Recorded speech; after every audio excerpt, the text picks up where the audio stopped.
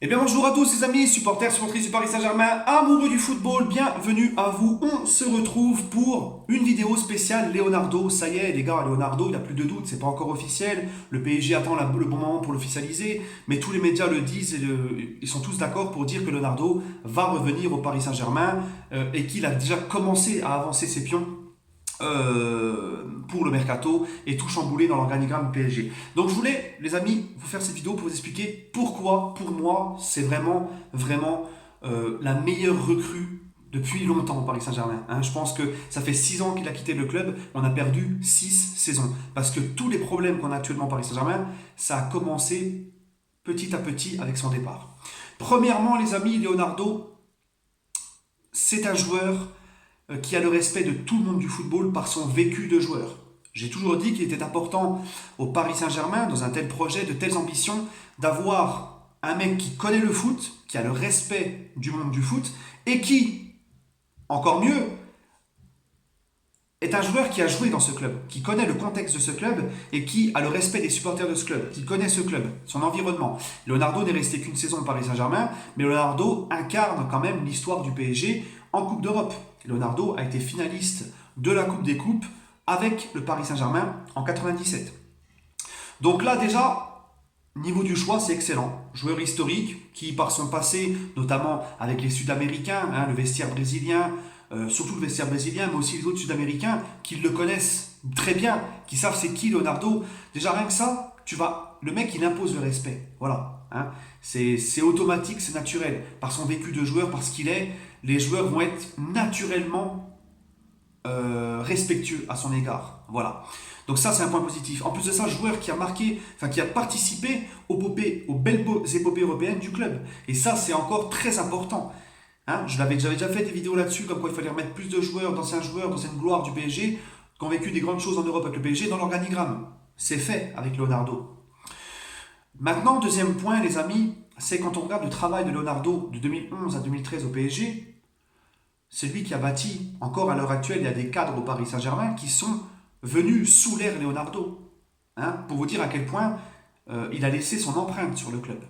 Il a fait venir Ibrahimovic, Thiago Silva, Maxwell, Mota, Alex, Sirigu, Cavani, Verratti, Lavezzi, Matuidi, et j'en passe, et j'en passe, et j'en passe. Hein, je pense qu'avec des Leonardo, il n'y aurait pas eu des Stambouli, des Cabaye, des machins comme ça. Non, c'était vraiment un recrutement réfléchi, très intelligent de la part de Leonardo, qui savait exactement que ce qu'il fallait au PSG, ce sont des joueurs peut-être un peu moins bling-bling, mais des joueurs crève la dalle, des joueurs qui posaient leurs fesses, leurs couilles, pardon, leurs coronesses sur le terrain dans les gros matchs. Un des mecs qui n'avait pas peur et il avait fait venir deux têtes de gondole, c'est-à-dire Thiago Silva à son époque, qui était vraiment, avant qu'il ait ses soucis mentaux, machin, Thiago Silva et Ibrahimovic. Et autour de ça, il a mis des autres joueurs un peu moins bling bling, un peu moins, voilà, mais des joueurs de haut niveau qui connaissaient la Ligue des Champions et qui se donnaient sur le terrain. Tout simplement. Il savait recruter intelligemment. Il savait qui il allait chercher. Voilà. C'était pas. Et c'était lui le vrai décideur, le vrai patron. Son coach lui donnait des profils de joueurs et c'était à lui de jouer et de ramener les joueurs qui correspondaient avec le profil du coach. C'était pas le coach qui disait non, je veux un tel, un tel. Non, lui, c'était tu me donnes le critère des joueurs, je te ramène ceux que je veux et ceux que je pense le mieux adaptés pour le club. Et ça, il sait le faire à merveille. Pour moi aussi, il faut aussi ajouter que Leonardo, on n'a fait qu'une seule campagne européenne sous le commandement de Leonardo en directeur sportif. C'est la fameuse Ligue des Champions 2012-2013. Cette Ligue des Champions, la toute première, puisque Leonardo est parti lors du mercato estival de la saison 2013-2014 après avoir officialisé Cavani. Donc on n'a vécu qu'une Ligue des Champions avec Leonardo. C'était cette fameuse Ligue des Champions-là, la toute première de l'RQSI, où on sort en quart de finale face au Barça, invaincu, 2-2 au parc, un partout à Barcelone, avec le but de Pastore, rappelez-vous, et la fameuse égalisation de Pedro en toute fin de match. Donc, c'était pour moi la meilleure épopée européenne qu'on ait faite.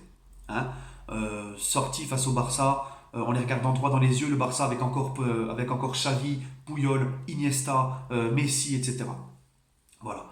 Donc, et pourquoi? Parce qu'il y avait Leonardo savait instaurer de la discipline dans son groupe.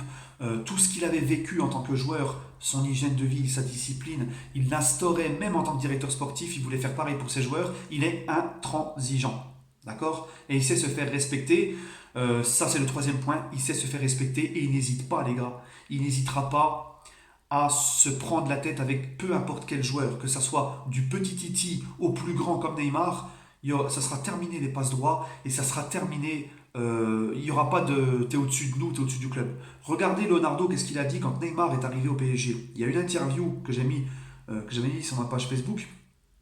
Une interview de Leonardo dans le Parisien lorsque Neymar est arrivé au PSG en 2017. Quand Neymar est arrivé au PSG en 2017, Leonardo, qu'est-ce qu'il a dit, les gars? Leonardo a dit que ça soit Neymar ou Cristiano Ronaldo, personne n'est au-dessus de l'institution. Et c'est l'institution qui fait avancer un projet, pas les joueurs.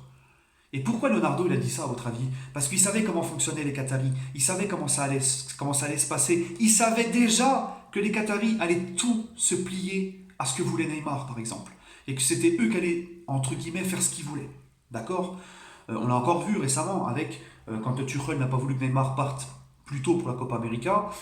Le père de Neymar était voir l'émir et l'émir lui a dit bah si vas-y, tu vois. Donc on voit que les mecs ils font ce qu'ils veulent. Voilà, on leur refuse jamais rien et ça avec Leonardo ça sera terminé. Et j'en veux pour preuve, il n'hésite pas à se prendre la tête avec les plus grosses stars de son projet. Rappelez-vous 2012-2013 lorsqu'on gagne le premier titre sous l'RQSI, on gagne à Lyon, rappelez-vous sur un but de Jérémy Ménez, on gagne à Lyon 1-0, on est champion de France à Lyon et là qu'est-ce qui se passe? Contrôle antidopage pour Zlatan. Leonardo vient le chercher dans les vestiaires pendant qu'il fêtait le titre avec ses coéquipiers et lui dit Zlatan, hop, contrôle antidopage, dépêche-toi. Ça n'avait pas plu à Zlatan, il s'était pris le bec avec lui, mais Zlatan, il y a été quand même.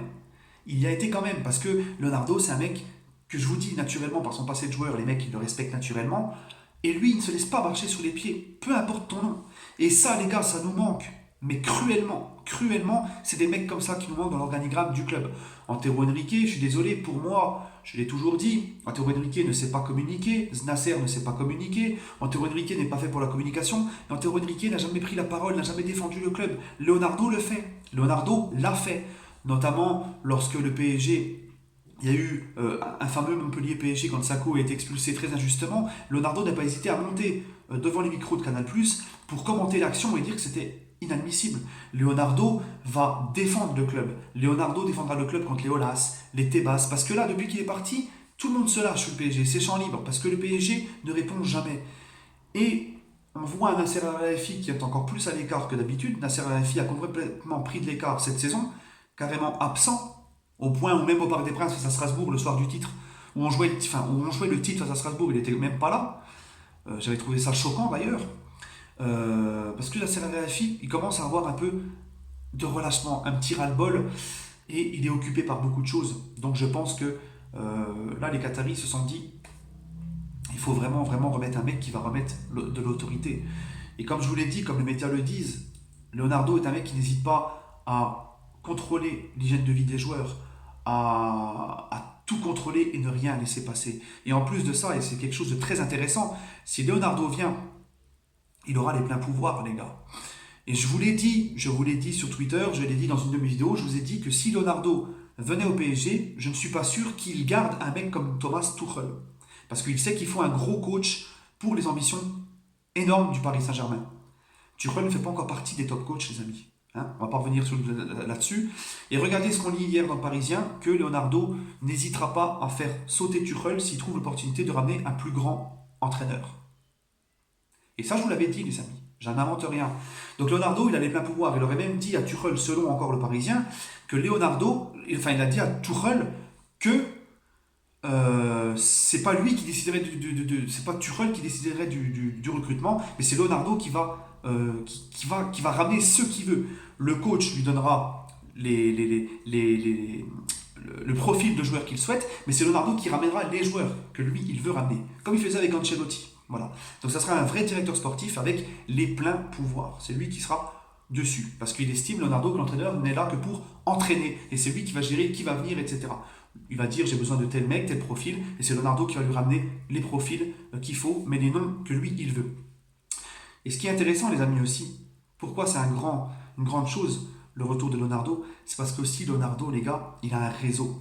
Il a un réseau exceptionnel Il a le respect de tout le monde. Il a Mino Raiola dans sa poche avec lui. Il a aussi Jourapchian, je ne sais plus lequel, là, le- l'agent pardon, de Coutinho. Il a côtoyé les plus grands, il connaît les plus grands, tout le monde le respecte, tous les dirigeants des grands clubs respectent Leonardo. Il est passé par le Milan AC, il est passé par le PSG, et encore une fois, son passé de grand joueur joue pour lui. Et il a un réseau exceptionnel. Il peut te ramener, même je pense avec le fair play financier, il peut faire des choix très intelligents, comme il l'a toujours fait, et toujours bien, toujours bien pensé, etc. Donc je pense que même avec le fair play financier, il fera les choses intelligemment. Et le plus important pour Leonardo, c'est qu'il n'hésite pas à faire passer le club avant tout. Et ça, les gars, c'est la base. C'est la base des bases. Le respect du club avant tout, l'institution avant tout. C'est la base pour une réussite. Une grande institution vaut, pour moi, 100 mercato. Hein. Tu peux ramener qui tu veux comme joueur si tu n'as pas une institution fiable. Des mecs qui te mettent des barrières, qui vont pas aller tout le temps dans le sens des joueurs, qui vont leur montrer leurs limites. Hein, eh ben, ça n'ira jamais. Tant que tu n'as pas un mec qui justement leur montrera, mettra des barrières, leur montrera leurs limites, etc. Tu peux ramener qui tu veux, tant qu'il n'y a pas ça, c'est mort.